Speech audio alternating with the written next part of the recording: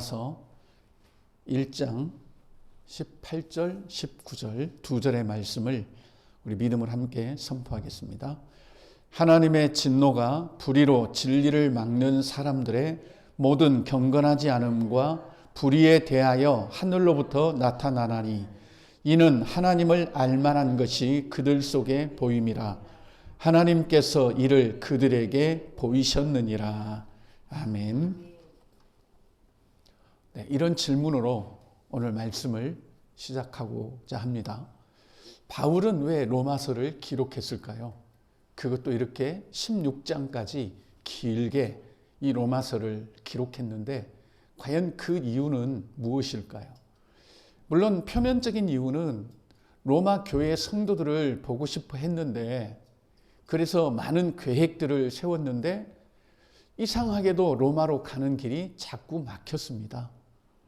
이제 바울은 그것을 사단의 어떤 그런 방해 요소로 이제 보고 있습니다. 그래서 표면적인 이유로는 바울이 로마 성도들에게 가서 뭔가를 전해주고 싶었던 그런 메시지가 있었는데 가지 못하니까 그 메시지를 이렇게 서신으로 써서 보낸 거다라는, 이게 표면적인 이유입니다. 그런데 우리는 그런 표면적인 이유보다도 더 한 번의 질문을 해야 됩니다. 어떤 질문인가 하면, 도대체 바울은 왜 그렇게 로마 성도들을 보고 싶어 했고 가서 이러한 메시지를 전해주고 싶었을까? 그게 안 되니까 이렇게 길고 긴 편지를 써서 그들에게 보내야만 했을까 하는 겁니다. 우리가 표면적인 이유로만 하면 별로 우리가 적용할 게 없어요. 우리도 편지를 써야 되나? 뭐 그런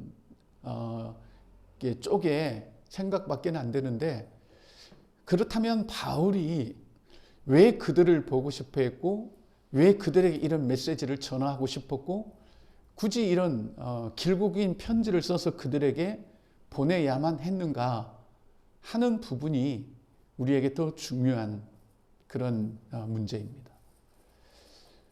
우리가 아는 것처럼 바울은 이 로마 교회의 성도들의 믿음을 굳건하게 세워주고 싶었습니다. 그래서 이 길고 긴 로마서를 기록해서 그들에게 이제 보낸 겁니다. 그렇다면 우리가 이렇게 생각해 볼 수가 있겠죠. 바울은 적어도 성도들의 믿음이 자라기 위해서는 다른 어떤 방법이 아니라 이 복음에 아주 그런 깊이 있고 복음을 분명히 깨닫는 이 방식이어야만 된다는 확고한 그런 생각을 가지고 있었지 않겠나. 우리 이렇게 볼 수 있는 거죠. 내가 못 가니까 그냥 기도할게, 그런 정도가 지금 아닙니다. 너희들의 믿음을 위해서 내가 기도할게, 그리고 끝내는 게 아닙니다. 바울은 어떻게 해서든지 이 로마서에 기록된 복음을 로마 교회 성도들에게 전해야만 했고, 이렇게 전하지 않으면 그들이 이 로마라는 환경 속에서 제대로 끝까지 믿음 생활을 할 수 없을지도 모른다는 그런 절박한 심정이 있었을 거예요.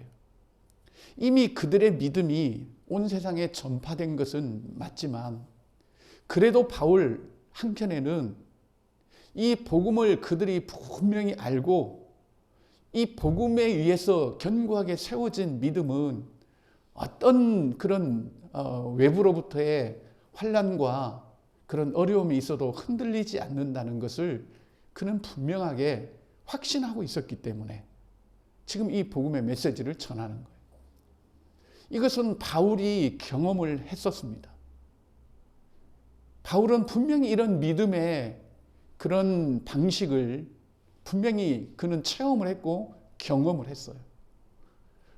바울은 그 혹독한 시련 가운데 바울이 스스로 말하잖아요.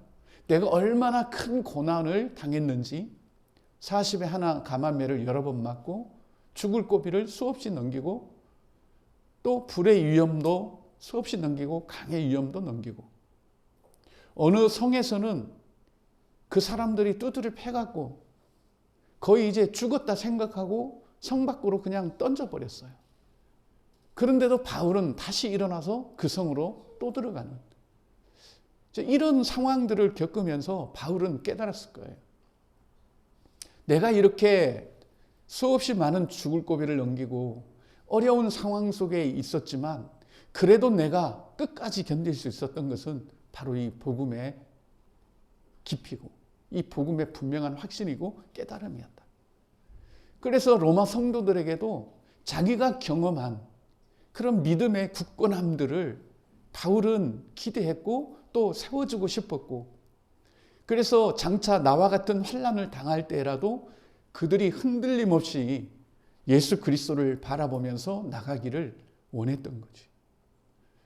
자, 그 길에 있어서 다른 어떤 게 아니다. 기도만 해주면 되는 것도 아니고 어떤 은사를 가지면 되는 것도 아니고 이 태초부터 있었던, 그리고 구약에서 수없이 많은 성도들이 증거했던 바로 이 그리스도의 복음을 그들이 깨달아야만 어떤 상황에서도 굴하지 않고 끝까지 믿음 생활할 수 있다는 것을 바울은 확신했기 때문에 그래요. 여러분, 우리에게도 이런 확신이 있다면 다른 것 다 제쳐두고라도 우리는 이 복음을 들으려고 애를 쓰고 또 읽고 정말 이 복음이 어떻게 된 건가 낱낱이 우리는 연구하고 또 탐색하고 탐구할 겁니다. 옛날에도 제가 한번 말씀을 드린 적이 있습니다. 우리가 다른 성경도 다 중요하지만 이 로마서를 계속 한번 읽어보자. 그래서 내년에는 로마서 한 100번 읽기를 한번 해볼까 하는 생각도 있습니다. 우리가 통독도 중요하죠, 이제. 그렇지만 로마서든 요한복음이든 한 권을 1년 내내 읽는 거예요, 그냥. 계속해서. 근데 건성으로 읽으면 안 되고 읽을 때마다 통찰 주시는 것을 기록하면서 읽는 거예요. 계속해서. 정말 그렇게 해서 이 바울이 바라는 것처럼 우리가 바울이 깨달은 것처럼 그렇게 우리도 확신한다면 우리의 믿음을 견고하게 하고 주님 다시 오시는 그날까지 흔들림 없이 믿음으로 굳건하게 살기를 바라는 바로 그 삶을 분명하게 붙들어주는 것은 복음밖에 없다라는 이 확신을 우리도 가지고 있다면 우리도 그렇게 바울처럼 그래 하지 않을까요? 로마교회 성도들이 이 로마서라는 이 복음을 듣고 배우고 익혀야 됐던 것처럼 오늘 나도 그렇게 필요하다. 어쩌면 내가 로마교회 성도들과 같은 지금 그런 환경에 처해 있는지도 모르겠다. 그렇게 해서 이 사도 바울의 마음을 우리가 좀 읽는 게 필요하지 않을까. 편지라는 건 그렇잖아요. 편지의 내용도 중요하지만 왜 보냈을까도 중요하죠. 왜 보냈을까? 지금 이 시점에서 왜 보냈을까? 단지 궁금해서 보낸 거 아니겠다. 지금 시국이 하도 이러니까 우리가 살아가는 삶이 이러니까 그런 내게 뭔가 메시지를 주기 위해서 보냈겠구나. 이렇게 우리가 편지를 보낸 마음을 중요하게 생각하듯이 바울이 로마 교회에 이 로마서를 보낸 걸 우리가 한번 마음을 생각해 본다면 이 로마서 오늘날 우리에게도 우리가 소홀히 해서는 안 될 그런 말씀이라는 거죠. 그래서 이 로마서를 읽고 또 읽고 계속해서 묵상하고 몇 번 읽었다가 중요한 게 아니라 이제는 읽을 때마다 뭔가 주시는 하나님의 마음을 기록하면서 그렇게 바울이 간절히 바랬던 이 복음의 믿음, 그런 게 우리에게도 좀 적용이 되지 않을까 생각을 해요. 자, 그러기 위해서 우리가 지금 바울이 말하는 의도를 계속 따라가고 있지 않습니까? 처음에 복음에 대해서 나는 이 복음을 위해서 부르심을 받았다. 그러면서 복음에 의해서 복음에 대해 쭉쭉쭉쭉 이제 설명을 합니다. 그러면서 가장 로마서에서 중요하다고 할 수 있는 16절, 17절이었죠. 나는 복음을 부끄러워하지 않는다. 나는 복음을 자랑스럽게 나는 생각한다. 왜냐하면 이 복음 안에는 하나님의 구원의 능력이 있기 때문에 그렇다. 그러면 하나님의 구원의 그 능력은 뭐냐? 믿음으로 하나님의 의를 받아들이는 자는 살리라. 그거 아니겠어요? 하나님의 구원이? 다른 어떤 율법이 아니라, 어떤 행위가 아니라, 믿음으로 하나님의 의, 우리의 의가 아니죠.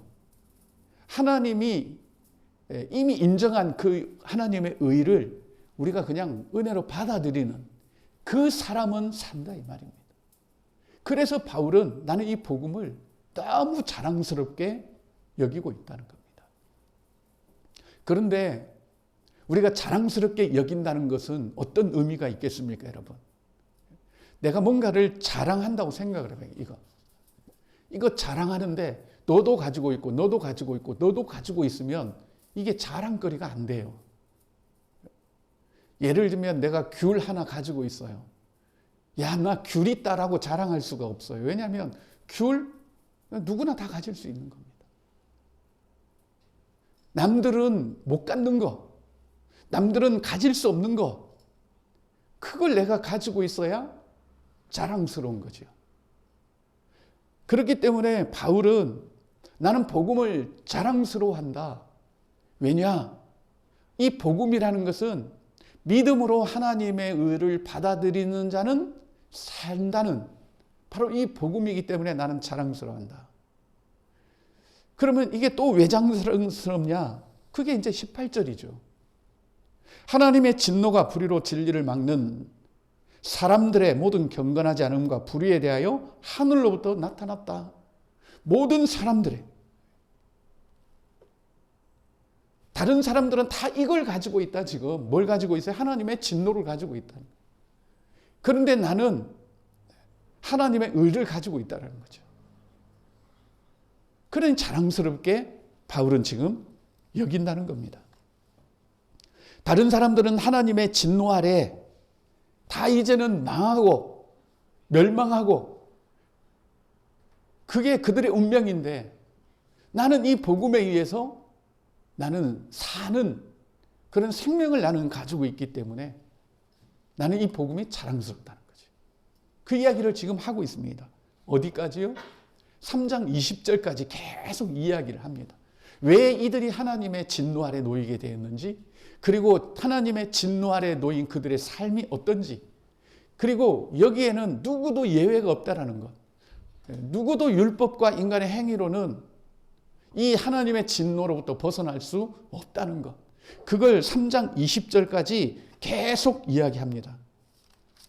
자, 그리고 3장 20절 가볼까요, 우리? 네, 3장 20절의 결론이 뭐지요? 같이 한번 읽어보겠습니다. 시작. 그러므로 율법의 행위로 그의 앞에 의롭다 하심을 얻을 육체가 없나니 율법으로는 죄를 깨달음이니라. 아멘. 아무도 없다라는 거죠. 살리라 하는 이걸 얻을 수 있는, 하나님의 의를 얻을 수 있는 사람이 아무도 없다라는 거죠. 어떤 데도 없다라는 거죠.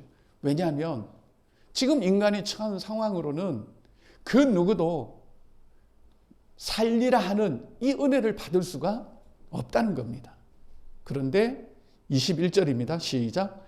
이제는 율법 외에 하나님의 한 의가 나타났으니 율법과 선지자들에게 증거를 받은 것이라. 아멘.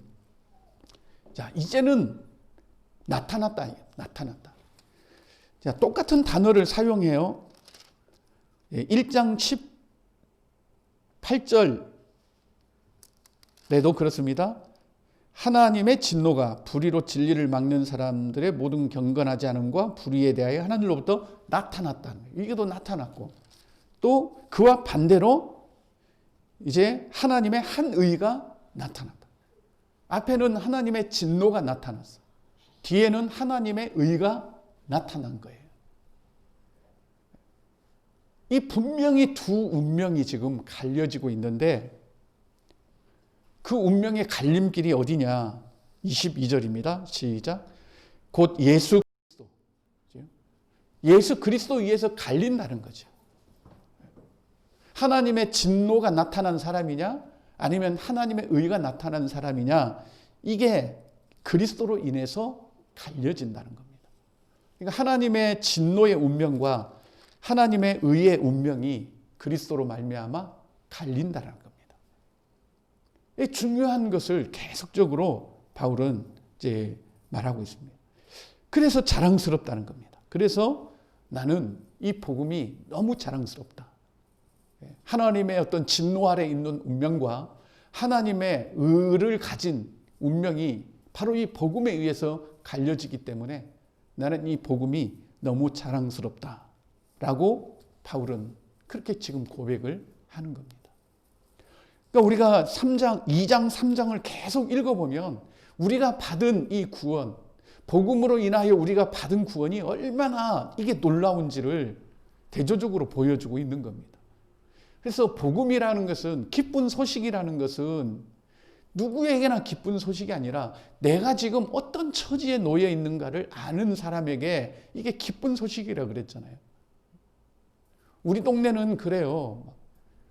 이 대학병원이 주변에 많아서 그런지 이 앰뷸런스 소리가 그치지를 않아요.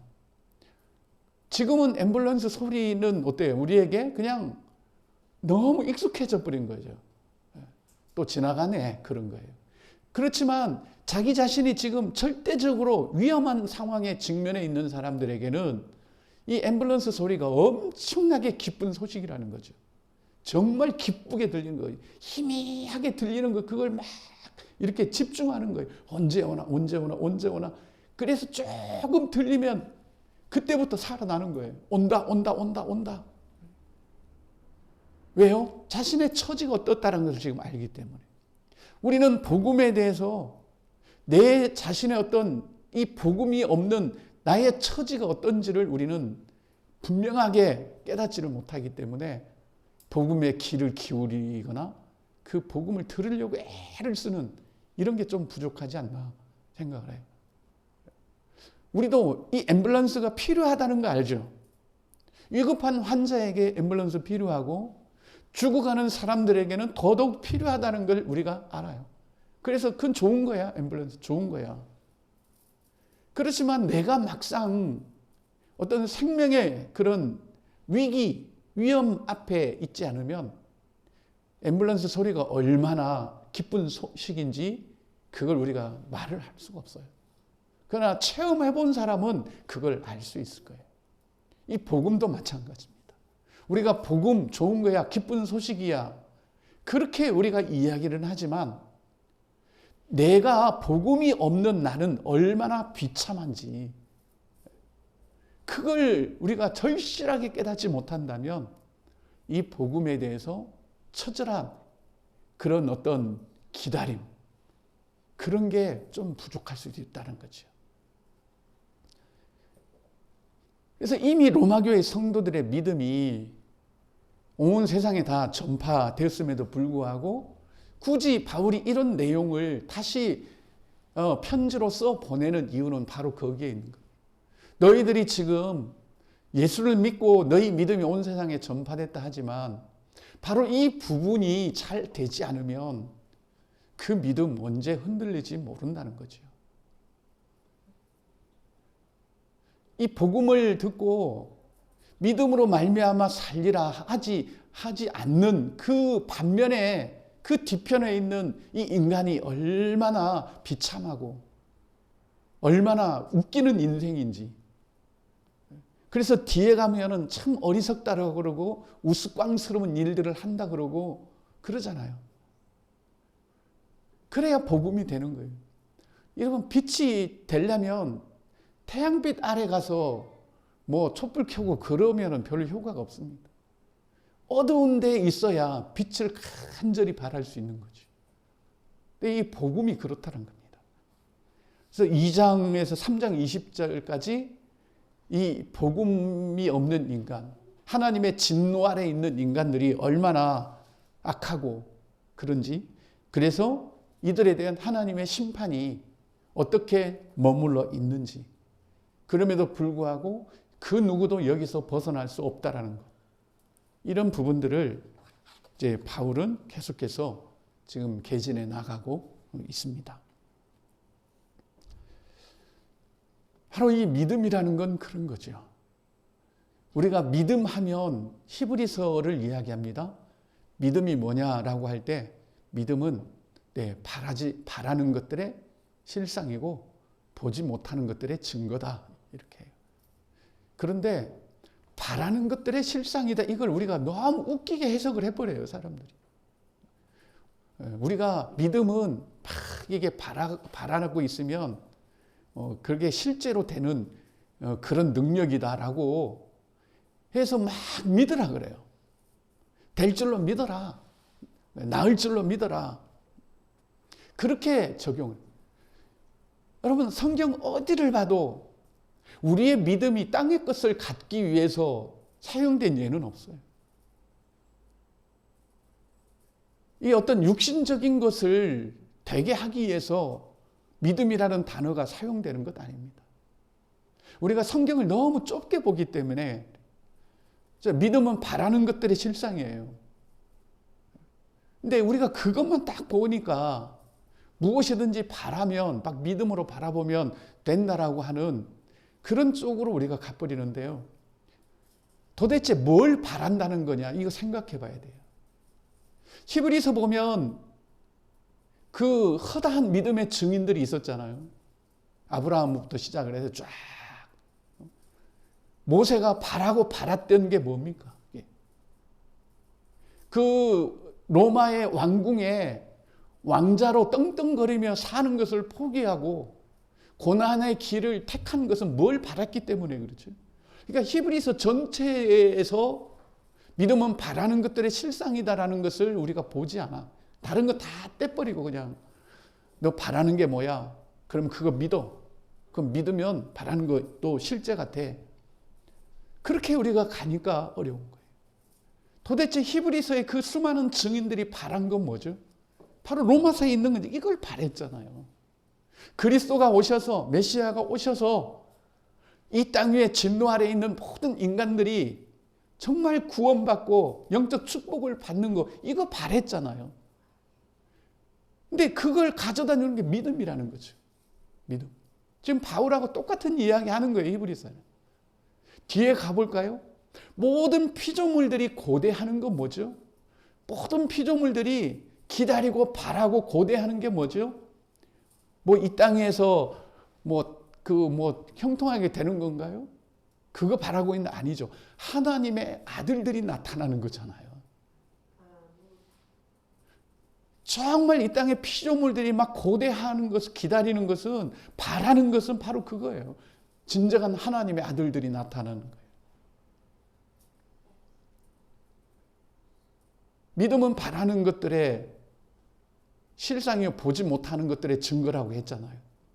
못 봤잖아요, 구약의 사람들. 보고 싶어도 못 봤잖아요. 예수님도 그 이야기 하지 않습니까? 아브라함이 나 볼 때를 기다렸지만 못 봤다. 그러나 너희는 본다, 지금. 그러니까 뭘 우리가 바라고 뭘 본다는 건지 생각하지도 않고 그냥 믿음을 육신적인 것 이루어지는 데 적용을 하니까 힘든 거예요. 하나님과는 전혀 동떨어진 이야기를 우리가 하고 있는 거예요. 어쩌다가 그게 이루어지면 하나님이 하셨다 그러는, 아니요, 하나님 없이도 그런 일이 이루어져요. 예. 그래서 바울이 지금 계속 이야기하고 싶어 하는 거, 믿음으로 하나님의 의를 받아들이는 자는 살리라. 이거 바라고, 이거 고대하고, 이거 기다렸다는 거죠. 모든 증인들이 다. 그래서 바울은 이걸 정말 자랑스럽게 여겼던 거예요. 믿음은 바로 그런 거예요. 여러분, 우리는 뭘 지금 바라고 있습니까? 주님 나라에 가서 영원히 주님과 함께 사는, 그거 바란 자예요. 우리 육신의 장막을 다 벗어버리고, 이 골치 아픈 거 육신의 삶 다 벗어버리고, 걱정, 근심, 고통, 아픔들 이거 다 벗어버리고 훨훨 하나님과 함께 영원히 사는 그날 우리가 바라고 또 기다리고 있잖아요. 그거 실제가 뭐죠? 믿음이라는 겁니다. 믿음이 바로 그걸 우리에게 실상이 되게 한다는 거죠. 그 이야기를 지금 바울은 해 나가고 있습니다. 근데 바울이 이렇게 자랑스러워하는 것은 그렇게 인간의 행위로 되는 게 아니라 바로 이 하나님이 주시는 믿음으로 되는 것이다. 이런 확고한 이 복음의 기초 위에 우리 믿음이 세워져 있지 않으면요, 힘들어요. 우리 믿음 생활 자체가 꽤 힘듭니다. 다 엉뚱한 방향으로 가는 거예요. 엉뚱한 방향. 그래서 우리가 로마서를 좀 연말까지라도 한번 계속 좀 읽어봐요. 어떤 사람은 로마서만 수백 번 읽었다 그러대요. 그래서 야, 바울이 이래서 이걸 로마교회 성도들에게 전하려고 그렇게 애를 썼구나. 그렇다면 오늘 나에게도 진짜 이 로마서의 복음이 필요하지 않나. 이런 마음을 가지고 우리가 성경을 읽고, 그래서 우리 믿음이 진짜 이 복음에 의해서 견고하게 세워진 믿음, 어떤 상황에도 굴하지 않고 꺾이지 않는 그런 믿음의 삶을 저와 여러분들이 살아갈 수 있기를 예수님의 이름으로 간절히 기도합니다. 우리 합심으로 한번 기도하겠습니다. 하나님, 바울의 심정을 우리가 조금 헤아리게 하시고, 물론 바울의 이 마음이 하나님의 마음이라는 것 우리가 압니다. 그저 어설픈 우리 믿음 가지고 그냥 쫄랑쫄랑 주님 따라간다 하는 것이 아니라 이 바울의 마음이 우리에게 부어져서 우리도 이 로마서의 복음에 의해서 우리 믿음이 다시 새롭게 세워지고 굳건하게 되어서 주님 오시는 그날까지 우리 영과 혼과 몸에 조금의 손상도 없이 주님을 만날 수 있는 그런 믿음의 삶을 살 수 있도록 하나님께서 은혜를 베풀어 주옵소서. 우리가 로마서를 읽을 때마다 주의 계시의 말씀이 우리에게 주어지게 하여 주시고, 그 계시의 빛으로 주의 복음이 깨달아지게 하여 주셔서 우리의 믿음이 한층 더 생명력 있는 믿음이 될 수 있도록 은혜를 베풀어 달라고 우리 함께 기도합니다.